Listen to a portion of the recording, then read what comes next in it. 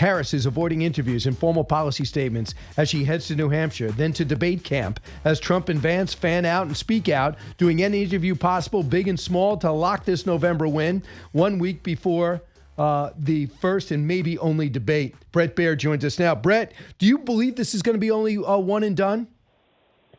I hope not, Brian. I think there's a real possibility that there could be two.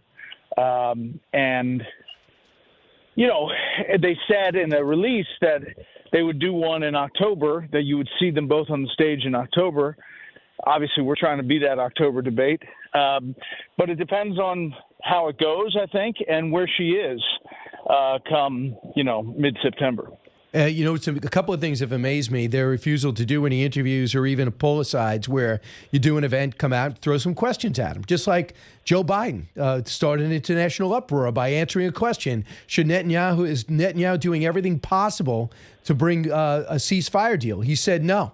I mean, it seems to me, the only conclusion I can have is they are afraid the vice president is going to speak. She avoids reporters. She did the other day with the earphones. You saw VP nominee Tim Walz ask specifically, and he definitely heard the question about the 6 hostages. Terrible. And then said, goodbye, folks. I think there is this effort to avoid questions. I mean, if she wants to practice for the debate, one would think taking more questions is probably the way to do it. It's just, I think they think, a vulnerable spot after CNN. What's interesting is they do send surrogates out. I mean, you got Andy Bashir out yesterday, you got Mark Kelly out yesterday. Over the weekend, you got Jared Polis even yesterday. So they send people out to talk about these alleged moves in positions. But listen to how some of them are explaining her big change, especially when it comes to immigration.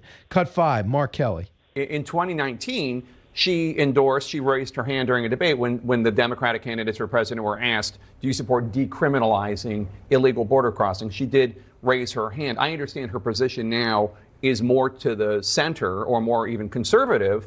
Does she need to explain that? Well, I think she has explained it. I mean, you're talking about a primary in 2019? Yes. Where somebody asked, throw your hand up. Yes. And, you got like a half a second to think about it. Today, what really matters is who is standing with the Border Patrol agents, and that's Kamala Harris. Really?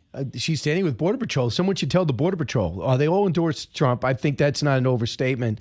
Almost 95% of them. And number 2 is, do you think that a quick decision should not be held against you?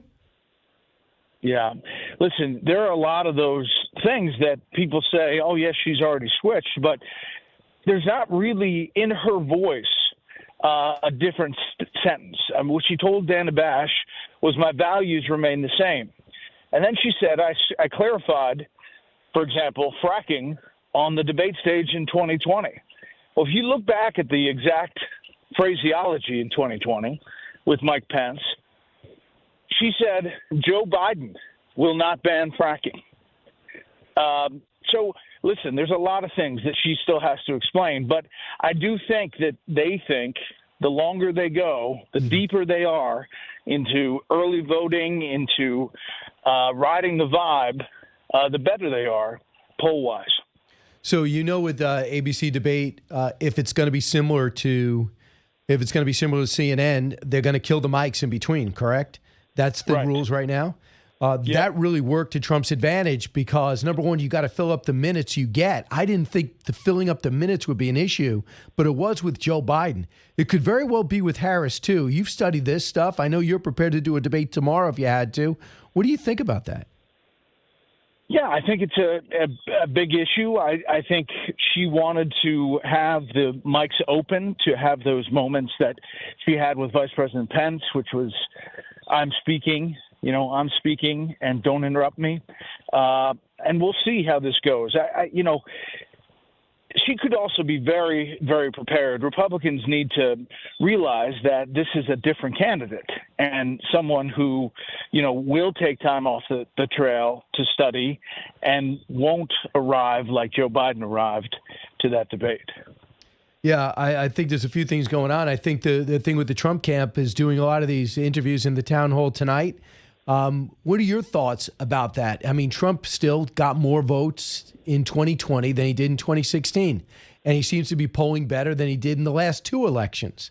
However, there's a lot of dispute about how you even up your numbers more. What do you think is the conventional wisdom as how Trump improves his numbers in the places he has to, since everybody on both sides admits it's too close to call? Yeah, I think his ceiling is pretty firm. It seems like, and most of the pollsters believe that. I think they are hoping for some air to come out of the Kamala Harris balloon, and it may already started to happen.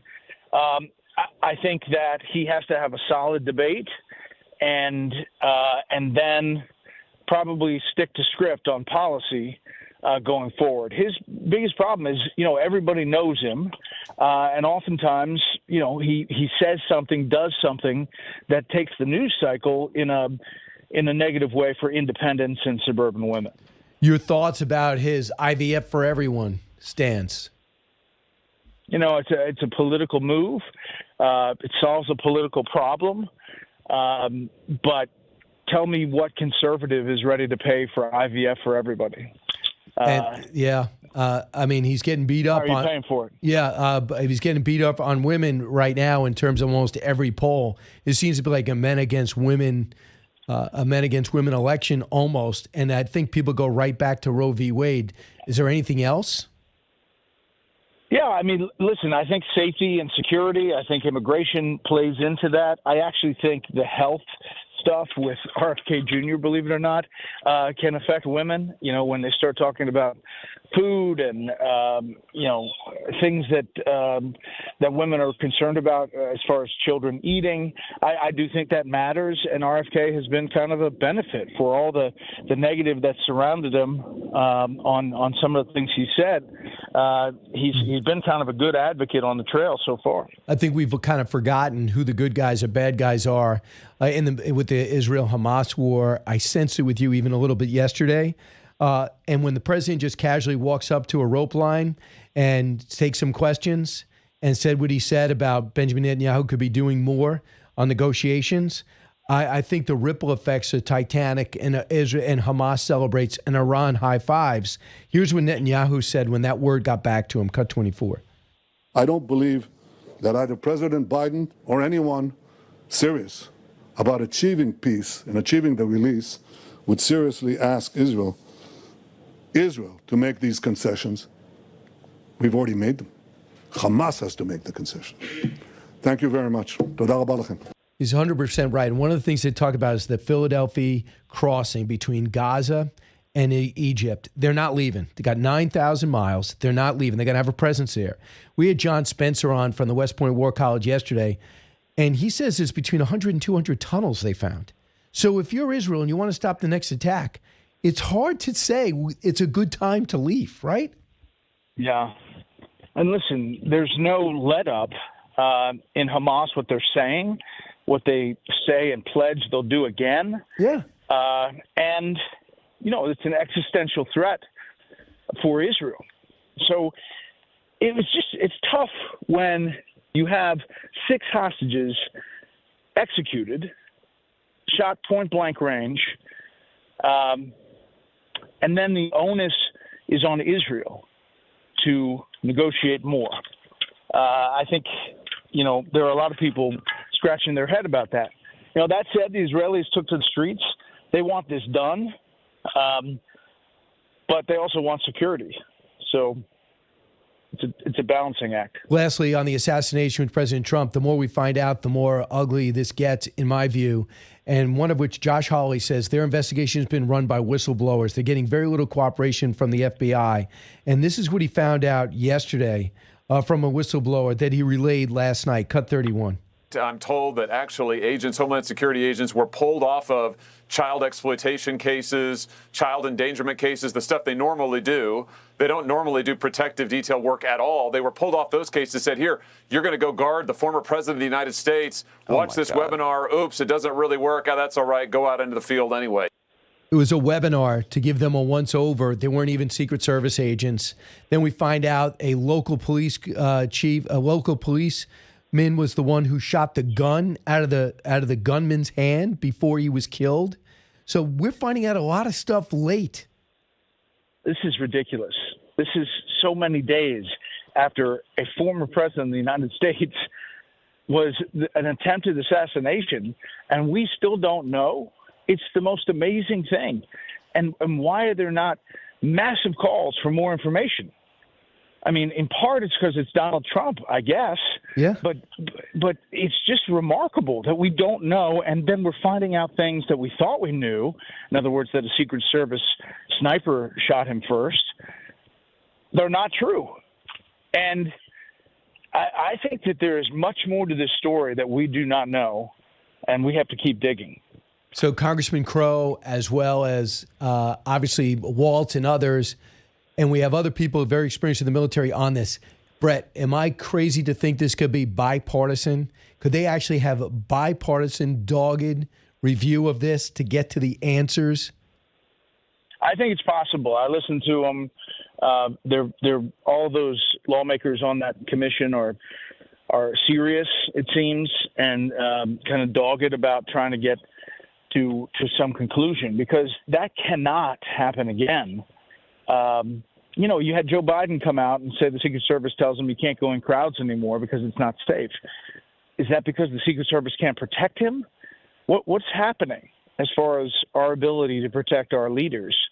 Usually we're the best in the world at this.